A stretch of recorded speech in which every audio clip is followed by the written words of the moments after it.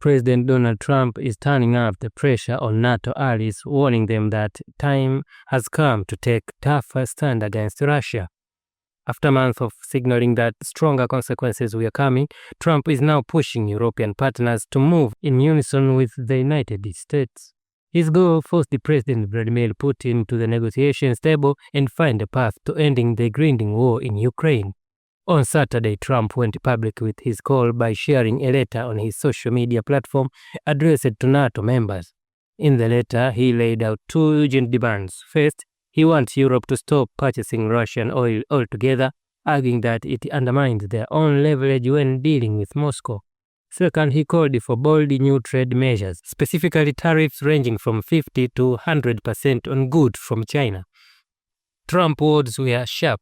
He wrote, and I quote, "The purchase of Russian oil by some has been shocking. It greatly weakens your negotiation position and bargaining power over Russia.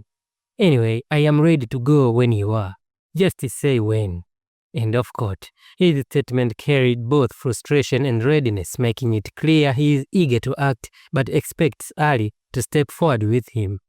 The former businessman turned president has long criticized Europe for what he sees as a weakness toward Russia. Energy, in particular, has been a sticking point. Despite the war in Ukraine, several European nations have continued importing Russian oil and gas, arguing that their economies cannot yet function without it. Trump sees that as a dangerous dependency that hands Moscow both money and influence.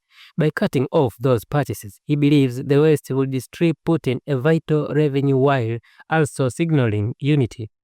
The second part of Trump's proposal, massive tariffs on China, highlights his broader view that America and its allies need to rethink global trade.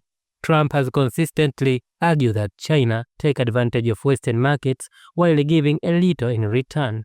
By imposing steep tariffs, he says NATO nations could send a powerful message not only to Beijing but to the rest of the world that unfair trade and aggressive behavior will carry a heavy cost.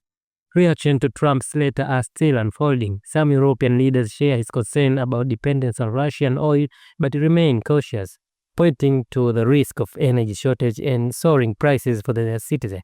Others are hesitant about the escalating tensions with China, fearing it could disrupt already fragile supply chain.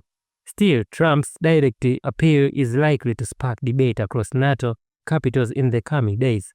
For Trump, the matter seems personal as well as strategy. He has repeatedly said that weak policies from West have emboldened Russia and prolonged the conflict in Ukraine.